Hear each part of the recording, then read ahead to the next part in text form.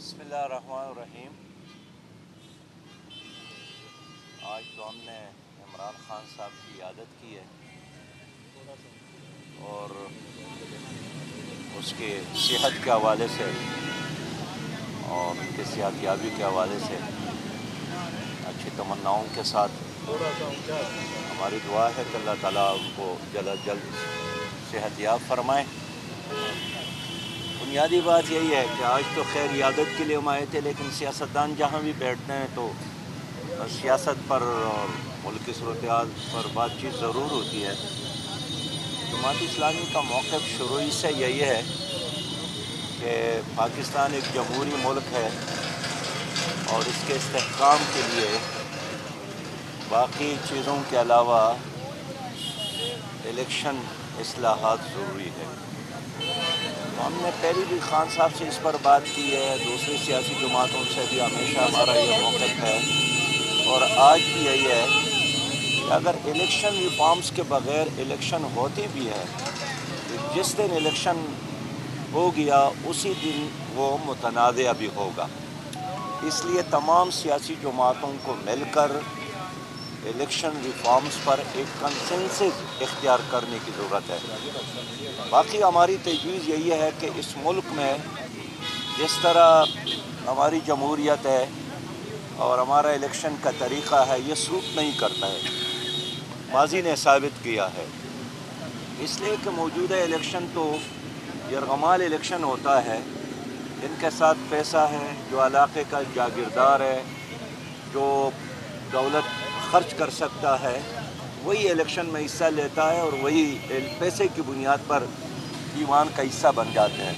ہماری تجویز یہ ہے کہ ملک میں متناسب نمائندگی کو اپنایا جائے اور اس کے علاوہ کوئی حل بھی نہیں ہے۔ اس وقت صحیح بات یہ ہے کہ آپس کے جھگڑوں کی وجہ سے، تناؤ کی وجہ سے غریب آدمی کو تکلیف ہے، معیشت تباہ ہو رہی ہے اور لوگ نان شبینہ کا محتاج ہو گئے ہیں۔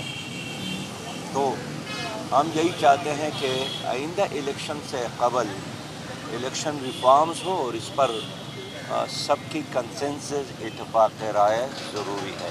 اچھا سراج صاحب یہ بتائیں کہ ایک تو خان صاحب نے آپ کو اپنے ساتھ کل لانگ مارچ کا دوسرا مرحلہ شروع ہو رہا ہے، آپ کو وہ دعوت دی اپنے ساتھ چلنے کی حقیقی آزادی مارچ میں، اور دوسرا اس کے ساتھ ہی جو خان صاحب نے جو راستہ اختیار کر لی ہے، عمران خان نے جو راستہ اختیار کر لیا ہے اس وقت، انہوں نے شامل تمام جماعتوں کے مخالف، اور خان صاحب بھی اس وقت کچھ بڑے اداروں کو بھی ہٹ اپ کر رہے ہیں، آپ کا سیاسی تجربہ کیا کہتا ہے کہ یہ راستہ کہاں پہ جا کے نکلے گا بھائی؟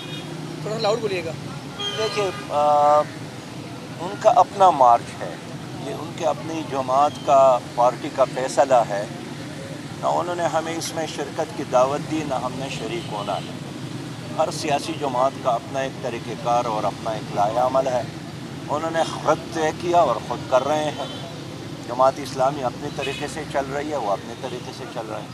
دوسرا سوال جو میں نے آپ سے پوچھا ہے، اچھا سراج صاحب، دوسرا سوال جو آپ سے پوچھا ہے کہ جس طرح خان صاحب اس وقت پی ڈی ایم پاکستان کے بڑے اداروں پر کہہ رہے ہیں کہ حقیقی آزادی میں وہ رکاوٹ ہے، ان کے چند لوگ رکاوٹ ہیں، آپ کیا سمجھتے ہیں جس قسم کا اس وقت ہیڈ انکلوژن ہو گیا ہوا ہے؟ دیکھیں میں ایک بار پھر کہوں گا کہ اگر اسٹیبلشمنٹ نے تاریخ میں پہلی بار عوام کے ساتھ وعدہ کیا ہے کہ ہم غیر جانبدار رہنا چاہتے ہیں، ہم سیاست میں انوالومنٹ ختم کرنا چاہتے ہیں، تو یہ بات ہم تمام سیاسی جماعتوں سے بھی کرتے ہیں، عمران خان صاحب سے بھی ہم نے کی کہ یہی وہ موقع ہے کہ ہم اس کے لیے ایک میکانزم بنا لیں، تاکہ اگر ایک ادارے نے خود اعلان کیا ہے اور 22 کروڑ عوام کے ساتھ وعدہ کیا ہے کہ ہم سیاست میں نہیں آئیں گے، سیاست میں انوالو نہیں ہوں گے، تو اب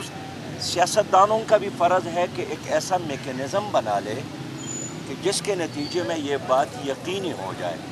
اس لیے کہ ماضی میں بھی اس طرح اعلانات تو ہوتے رہتے ہیں، باقی سیاست کرنا، جلسہ کرنا، جلوس نکالنا، لانگ مارچ کرنا ہر پارٹی کا حق ہے۔ ماضی میں بھی پیپلز پارٹی نے بھی لانگ مارچ کیا تھا، JUI ने भी आज़ादी मार्च किया था, ये PTI वाले भी कर रहे हैं। तो हमारा यही ख्याल है कि हर पार्टी का हक़ है। जमात इस्लामी ने भी मादी में ट्रेन मार्च किया था, आप उसमें शरीक थे।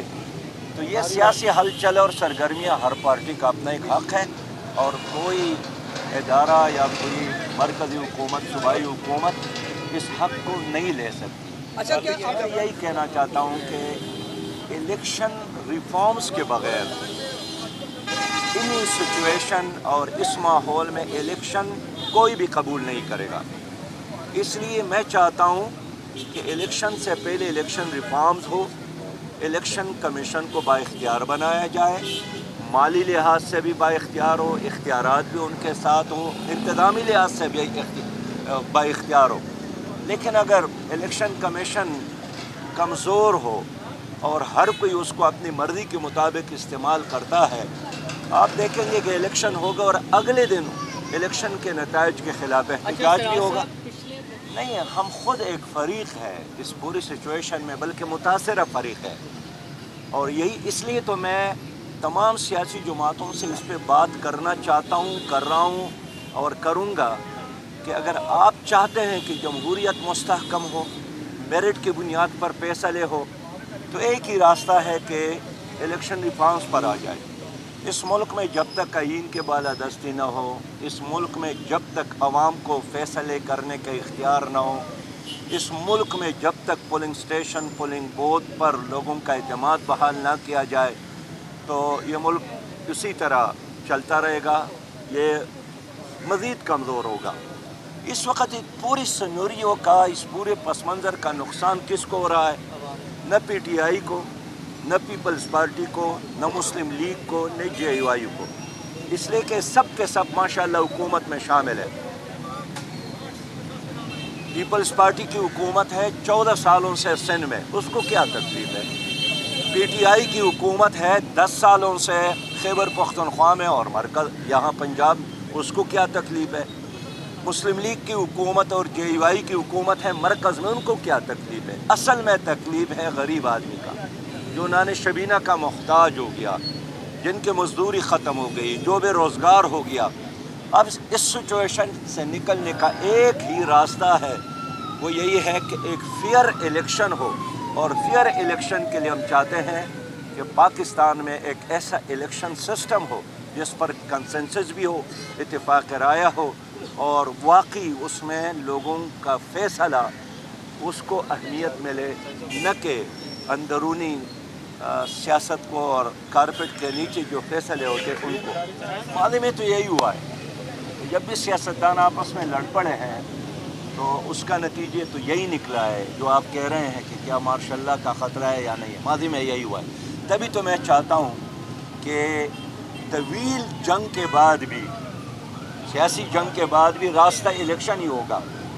तो अगर इलेक्शन ही रास्ता है तो क्यों ना हम इलेक्शन रिफॉर्म्स पे इत्तेफाक कर लें। बहुत शुक्रिया।